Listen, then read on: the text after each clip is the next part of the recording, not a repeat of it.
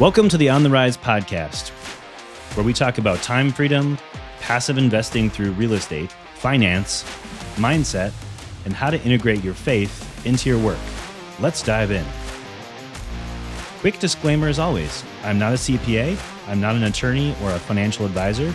This is not financial advice. I'm not telling you or anyone else what to do. The views and opinions expressed in these podcasts are provided for education and informational purposes only and are not necessarily the views of my employer.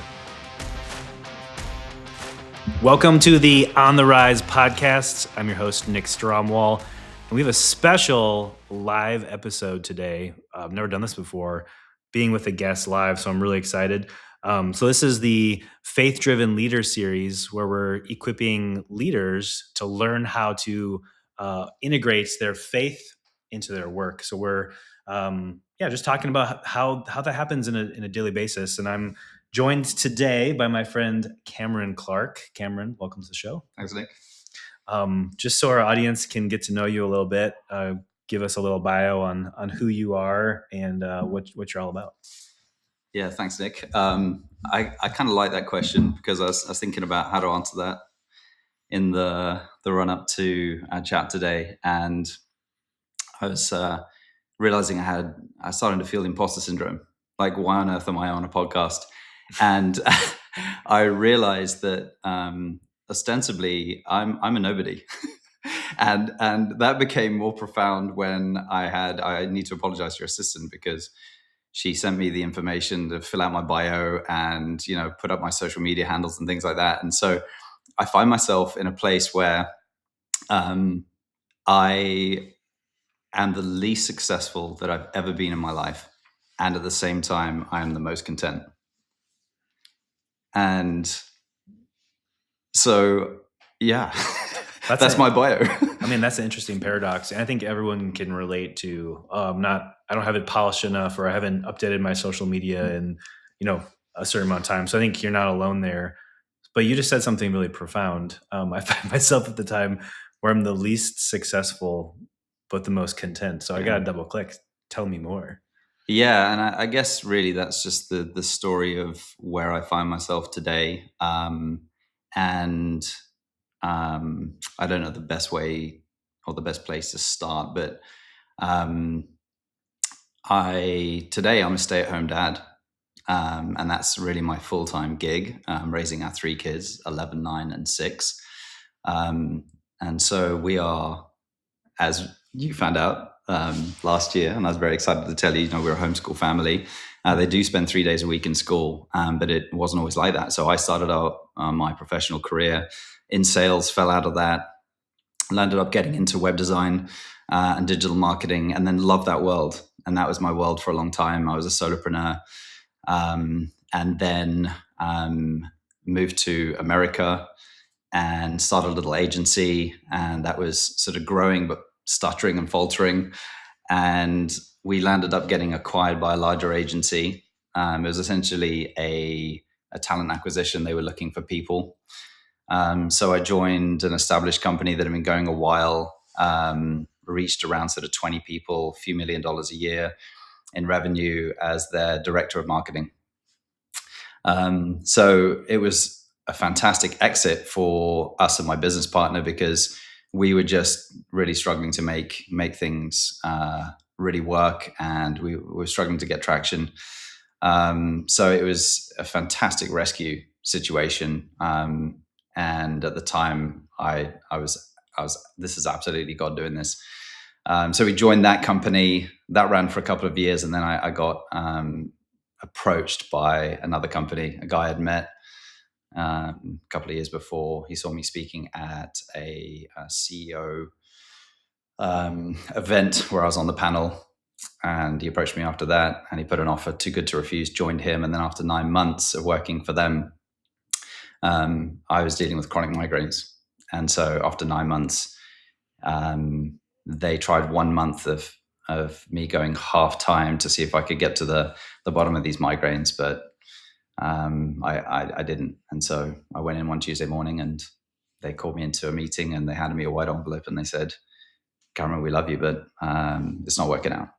And so that was September 2019. And that began a journey of being a stay-at-home dad and getting to the bottom of these migraines. Wow. So when you say chronic migraines, Yeah. what does that mean? Yeah, good question. So there are about 40% of the population who at some point in their life might experience a migraine. And for most people, it might be one a year, or it might be maybe even one a month. And those people have sort of episodic. Now, when it becomes more common and over sort of half the days of the month, you're dealing with something, it becomes chronic. And with that, everything sort of ramps up in terms of the seriousness of it. And so for me, what that looked like was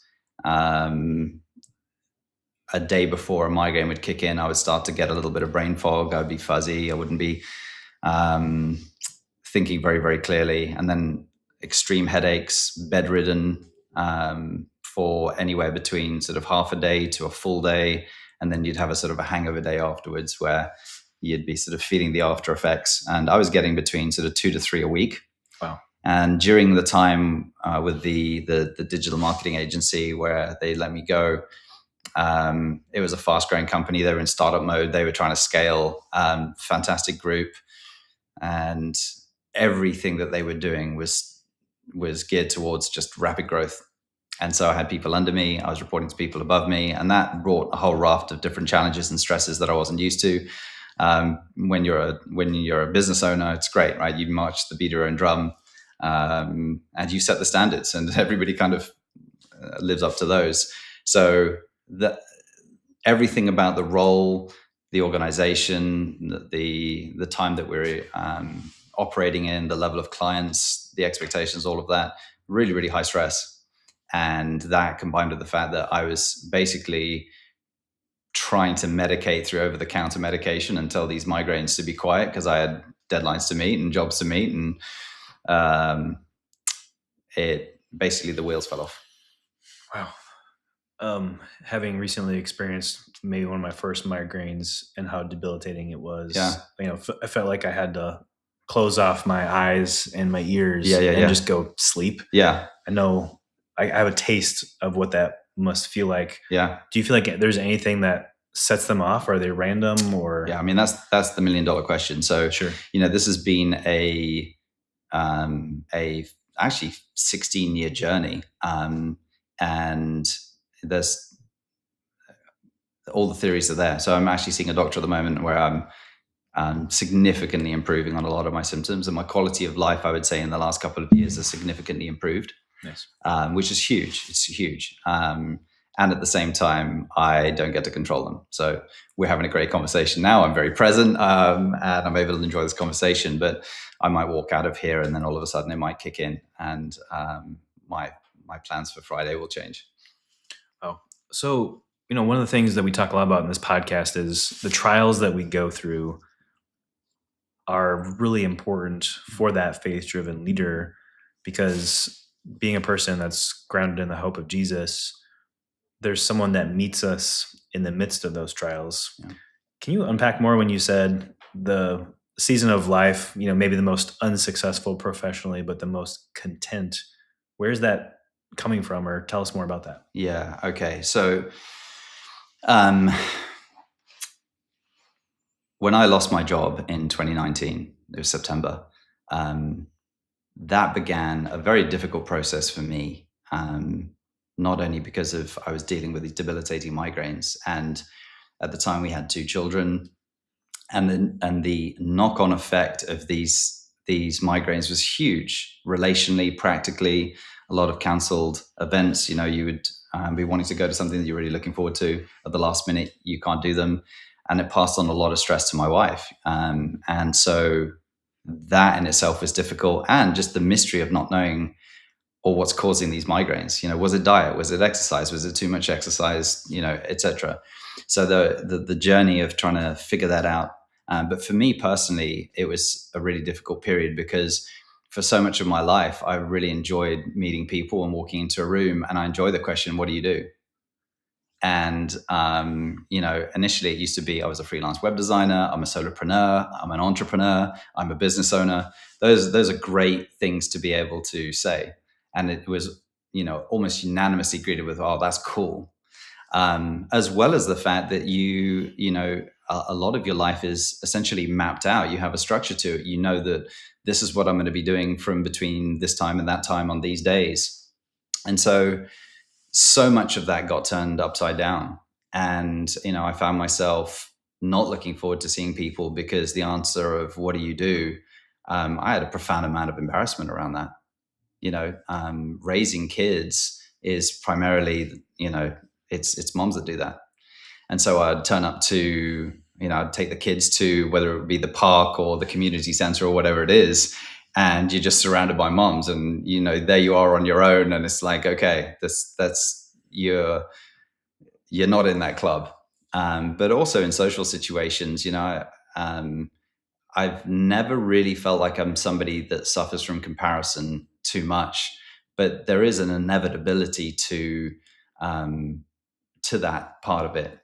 And at that time, it just so happened that my friends all were changing the world. They were scaling businesses, or they were doing startups, or they were enjoying the fruits of being experts in their industry and all the trappings that come with that. You know what I mean? And I just remember significantly, particularly there was this one moment where I was just thinking about all of this, and a friend of mine at the time had just bought his wife as a surprise present a BMW X5. It was white, it was beautiful, and I've always liked Beamers, and I was just like, oh, I'm a loser, and it was a very difficult period of navigating that and just being comfortable walking to a room, and to be honest, it didn't get better. It kind of got worse in terms of just dealing with the challenge of the migraines.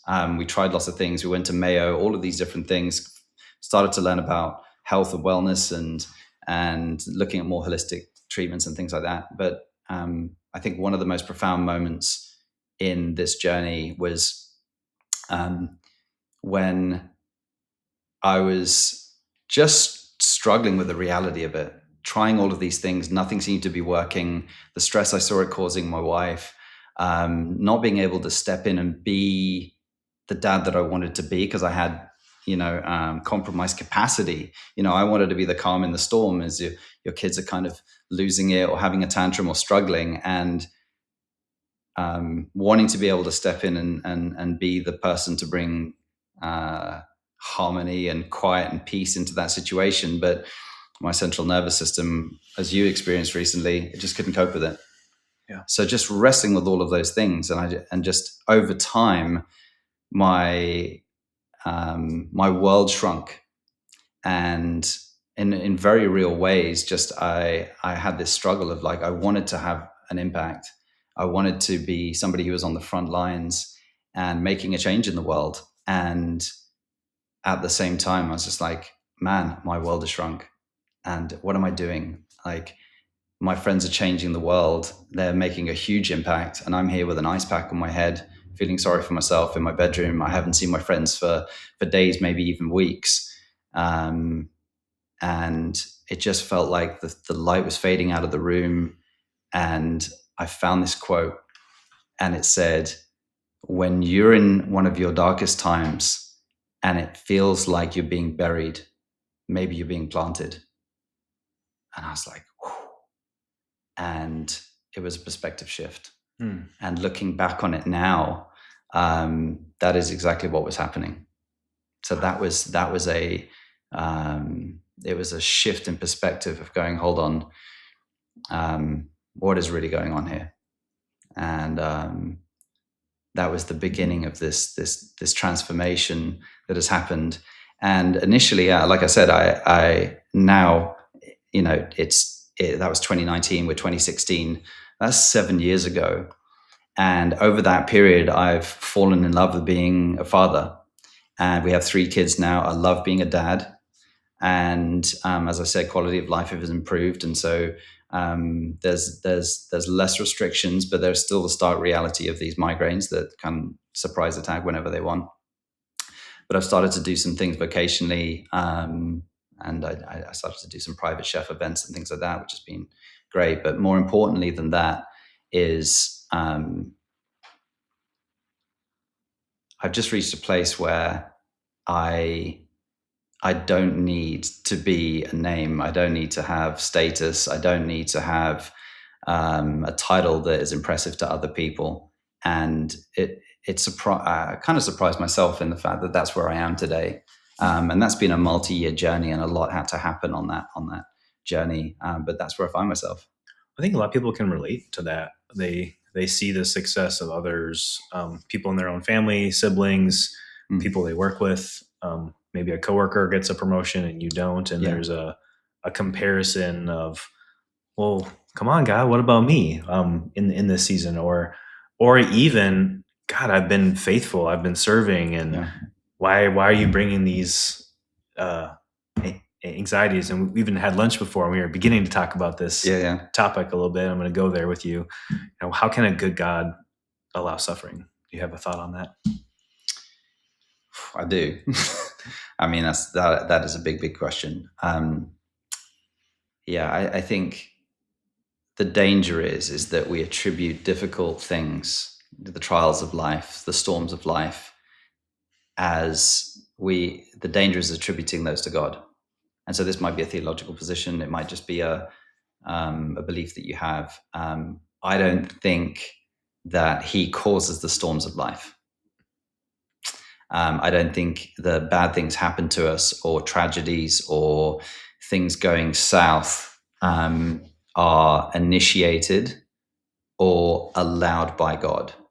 And that's a controversial topic. I understand that.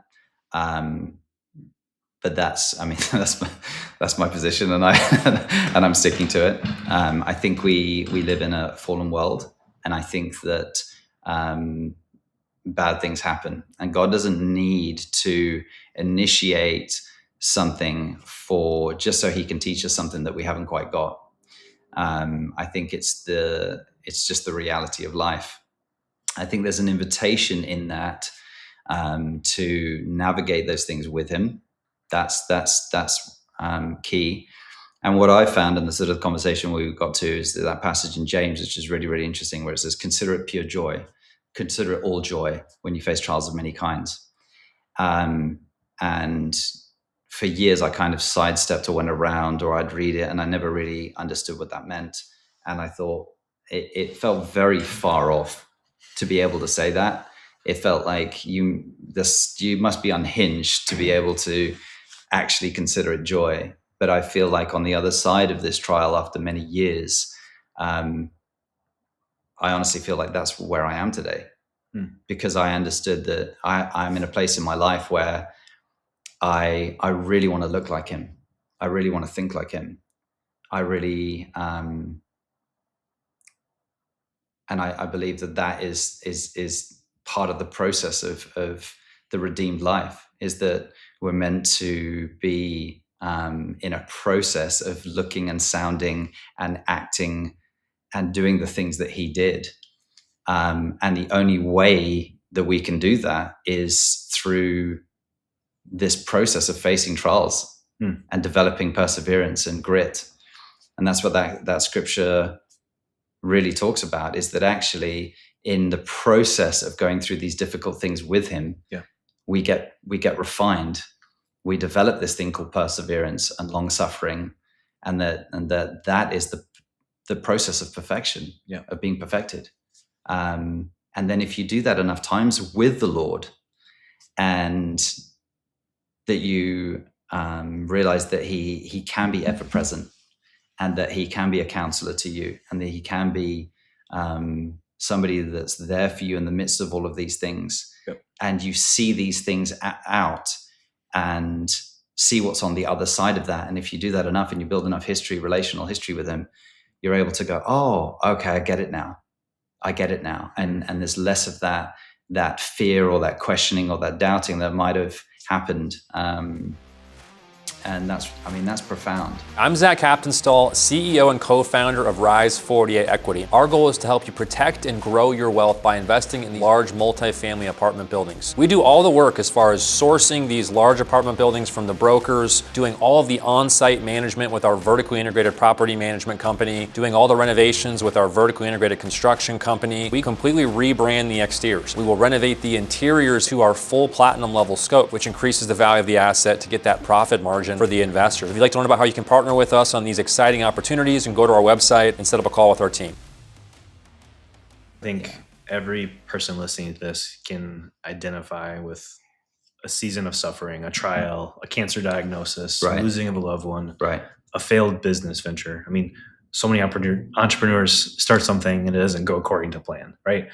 And when you have those moments of the deal falls through, you get the cancer diagnosis, for a faith-driven leader, you kind of have two choices. You have the way of the world that says, I'm going to will myself to believe that's going to be okay. Yeah. I'm going to read enough positive quotes. Right. I'm going to listen to enough of the music or read enough person that's going to get me across whatever trial.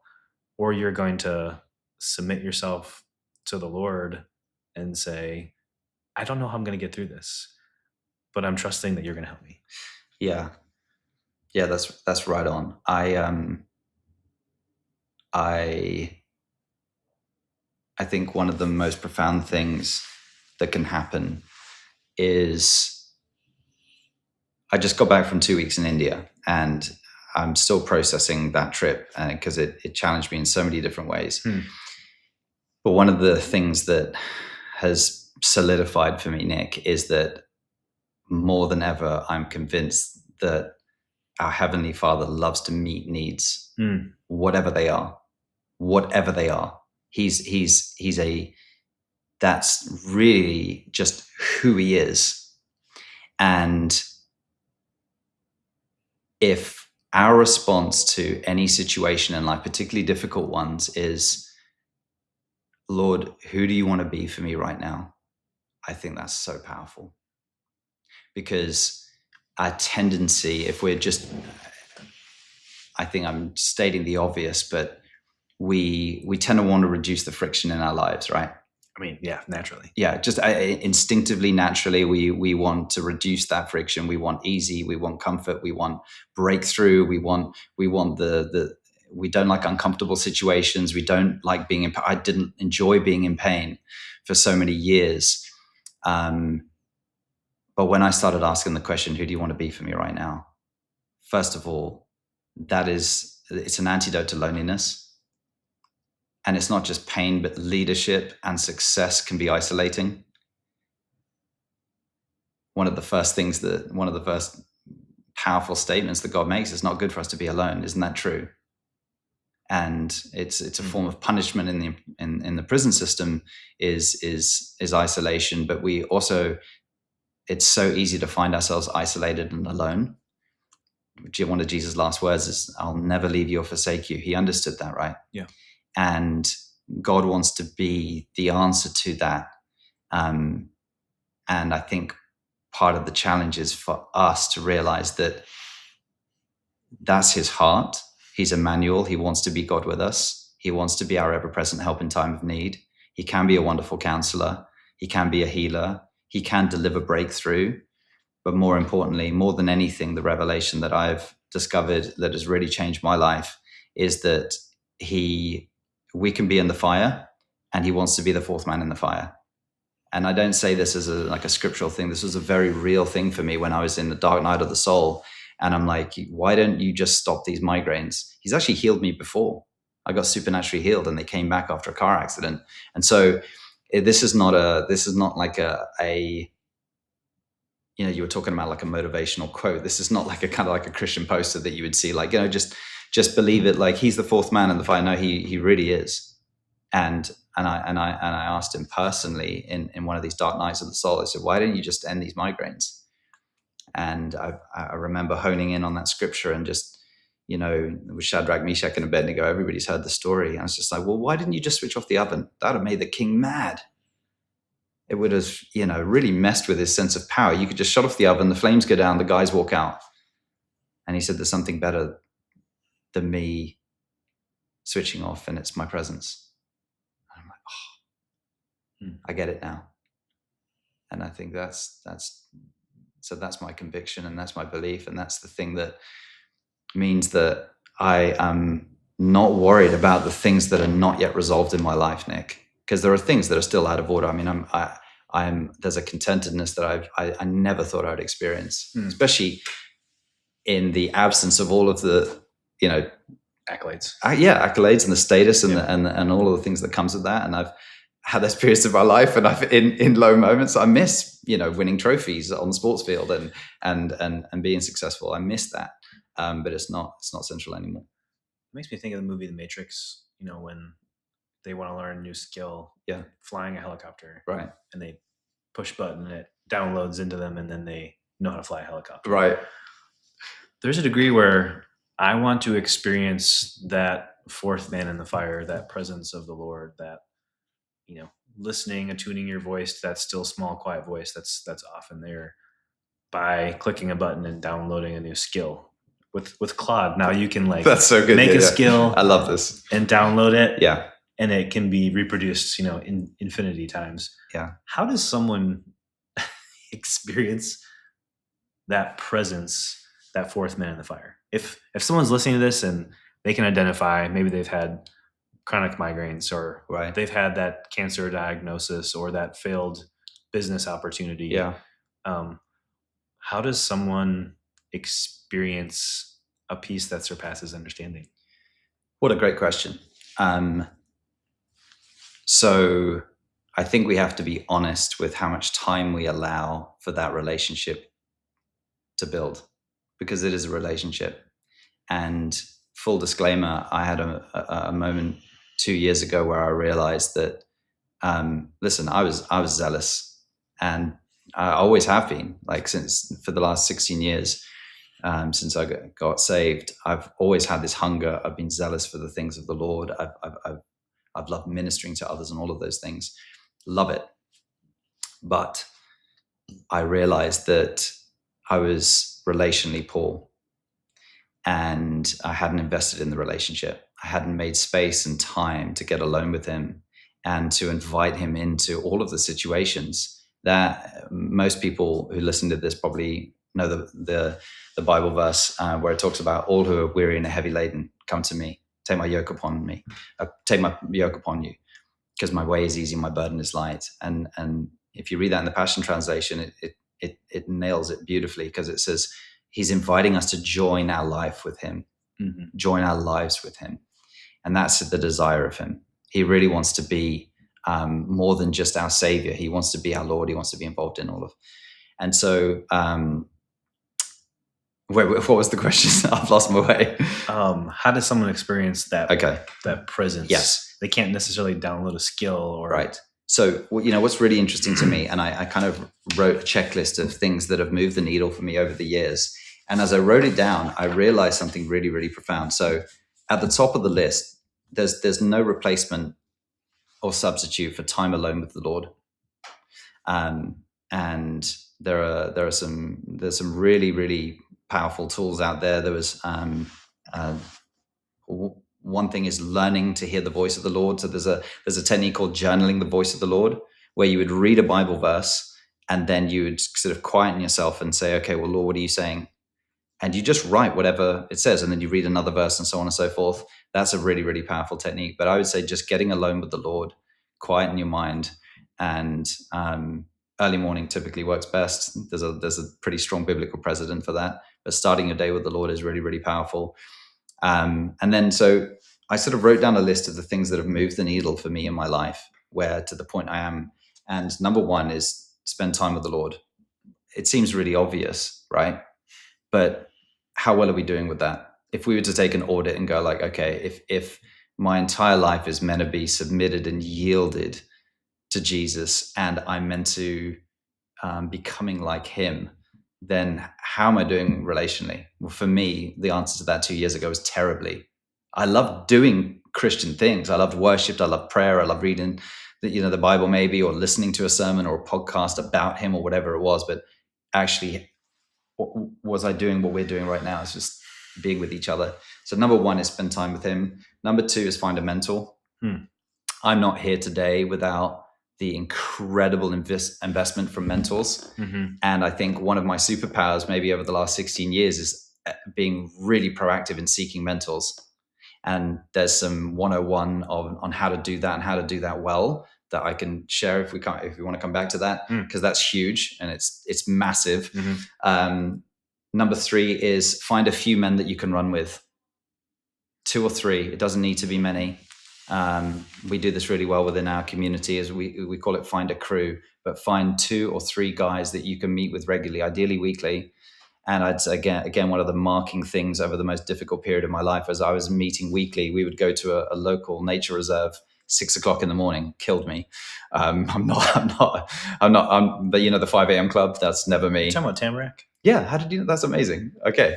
That's incredible. I do the same thing. That's phenomenal. So we would meet every week, and we did that for, I think, 6.5, 7 years.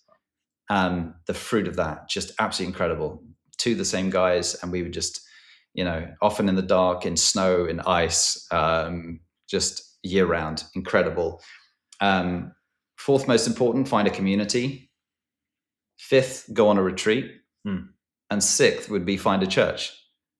And the reason I laughed when I wrote that list was like, isn't that funny how it's typically completely backwards? Like if you speak to most believers, like, what's the most important thing? Well, find a good church. And then when you find a church, you might join a community, you might go on their retreat. You know what I mean? I thought, isn't that interesting? If you were to canvass most believers and where most of their time and focus, energy, and their walk is, I think it might be completely inverted. And so if somebody's looking for like just actual practical advice on this thing, Practicing the Way by John Mark Comer, I thought was an incredible book. The strapline to it and the central thesis is, be with him, become like him, do as he did. And the first one is the most important by some significant margin. You've got to be with him. And he does a wonderful job of unpacking what that means, the ramifications of it, how to do it. People who've done that before. Do you have a special spot you like to go to be with him? Yeah, actually on flights, which is not the easiest thing to engineer. I mean, we travel quite a bit as a family, but something really special happens to me when I get on an airplane. I never feel closer. I don't know if it's just that there's all the other kind of responsibilities sort of move away, and there's the physical, I don't know what it is. I mean, you can make a glib joke about being, you know, close to heaven or whatever, but I for me, yeah, flights is profound. Actually, things like this. So you invited me to have this conversation with you, and there's something about having conversations, or one of the gifts of mentorship has been that it keeps me focused. And in working through things, you know, a mentorship journey is a beautiful journey because you never know what's going to happen. You never know what you're going to be dealing with, because you're dealing with humans, and humans are messy, and there's a lot of things that can happen. And I'd say over the last couple of years, it's been one of the most life-giving parts of my life. And at the same time, I found myself way in over my head. I mean, straight out of the gates, I remember just being in situations like, I have no idea how to resolve that. And nothing will drive you quicker to a dependency on the Lord, where you're like, I have no grid for this. There's no blueprint. There's no manual. There's nobody I feel like I can call. Thankfully, I have incredible pastors, and I've leaned on them a lot, and, you know, had conversations of like, what do you do? There's so many golden nuggets in what you just said. We'll have to somehow make a list of things, and maybe a link to that John Mark Comer book. Yeah. Just as we kind of close up here, you know, you mentioned there's an art to asking for mentorship. Yeah. We may need to have a part 2 conversation. Yeah, it's huge on this, but it's huge. Give us the couple minute version. Yeah, the skinny on it. Okay, so again, this, you know, credit where credit's due. Many years ago, our pastors. So I go to a church called Everyday, and the pastors are Katie and Josh Crable, and they did a night where they did mentorship one-on-one, because they saw the value and how integral it can be. But there's a good way to do it, and there's a bad way to do it. And so they laid out some guidelines that have just been so incredibly helpful. So one of the things looking at it from the mentee's point of view, you're looking for a mentor. One of the things that's really helpful is to see something specific in somebody's life where they have mastery or seemingly mastery in an area that you want to step into. So the obvious thing might be that, you're about to be a dad, and you have a guy who's slightly older than you. He's 3 kids in. He's in that one stage of life ahead of you, but also that you see him doing it really, really well. And you're going, oh, I want that. Or that you have kids and you're flailing and you're like, man, I love the way that you talk to your kids. And you would approach them and you would say something like, hey, I love the way that you parent. Like, that was amazing how you handled that situation. Would you be willing to meet up? And I would love to just pick your brains and find out like how you became such a good dad. Is that something that you have capacity for? How can we make that work? And then the onus is on the mentee to do the legwork. So the mentor is giving up their time and their expertise. And in exchange for that, if all they have is between 6 a.m. and 8 a.m. every second Thursday, you make that happen. And it might be like, hey, do you need any yard work doing? Like, what about if I help with your leaf clear up in exchange for a couple of hours with you once a month, or whatever it might be, or something like that. There needs to be an exchange, and there needs to be very much you establish the cadence, the availability. If you're the mentee, you do the legwork to make that happen. And then the other thing I'd say is that like mentors don't need to be for life. They could be for a short season. A lot of the mistakes that people make is that somehow that there's going to be this tremendous burden that, you've got to meet every week, and, you're going to be available 24/7 for these people. And that's not good. You need to have healthy boundaries. But having something specific where you're meeting somebody for a specific goal or at least something like that is incredibly freeing for both people. And then being able to go after 3 months, wow, like you've helped me with my personal finances, or you've helped me with my, just how you manage work-life balance, or whatever it might be, fitness goals, fill in the blank. Then it's okay for you to go like, wow, thank you so much. Yeah. And then, I think that's broad strokes, some really key things. Really good. And just be bold and proactive, approaching people and going like, hey, would you do this? And I remember I read an author, no. and he was local, and he had a couple books, and they were just solid gold. And I remember having that thought, I wonder if he would be open to mentoring me. And I was kind of like, nah, he ain't got time for me. Right. And I remember talking to my wife, Katie, about it. And she's like, well, what do you have to lose to just ask? Yeah. So I asked, and I basically expected thanks, but I don't have time. Yeah. And his response was pretty quick. And it was, I would love to meet with you. Wow. And it was, you'd be surprised sometimes when you think people don't have time or capacity. Yeah. But a thoughtful approach, hey, let's do an activity together. You like to work out. I like to work out. Yeah. You like to play pickleball. I like to play pickleball. Right. Whatever it may be. Yeah. You like soccer. Let's go kick the ball around. Right. Whatever it might be to become all things to all people, so to speak, to come to them. And if you can knock out 2 birds with 1 stone, going for a hike or a ruck or an activity, then you're also maybe helping achieve a fitness goal while you're shoulder to shoulder with someone. So that's really good. Yeah. There's so much here. Thank you for your time and for sharing a part of your story. I think we may have to have you back on later on. If people want to hear more about your story or reach out to you, where's the best place for them to do that? Yeah. So I guess, I'm not promoting any book or course. Maybe that's further down the line as I sort of journey in deeper into this thing of stay-at-home fatherhood. But I got to share my story. We had a little bit of it, but I got to share my story at my church recently. It was a privilege of a lifetime. So if you look on Every Day on YouTube and you look up my name, there's I got to share my story, and that was really, really fun. So, but yeah, I think for me, the biggest plug would be that book, Practicing the Way. We didn't get to talk to it, but two things that were really transformational in my journey was the Dad Awesome podcast. And then I went and did the Accelerator, which is a cohort 6-week intensive on fatherhood. That was transformational. And then the thing that I'm trying to get you to come along to is, and this is really focused on this intersection between faith and sort of calling and business, was by an organization called Anti-Accidental, an amazing guy. And they do residential courses. They got one coming up in June. And I couldn't recommend that enough. That was phenomenal. So that's what I'd encourage people to go check out. Great. Well, we've got awesome guests on the lineup, so keep tuning in. If you think this would be helpful to someone in your life, go ahead and click the share button below. And until next time, thanks so much. Thank you for hanging out with us today and for listening to the On the Rise podcast. This show is for entertainment purposes only. Nothing said on this show should be considered financial advice.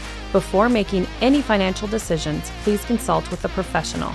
This show is copyrighted by the On the Rise podcast. Written permissions must be granted before syndication or rebroadcasting.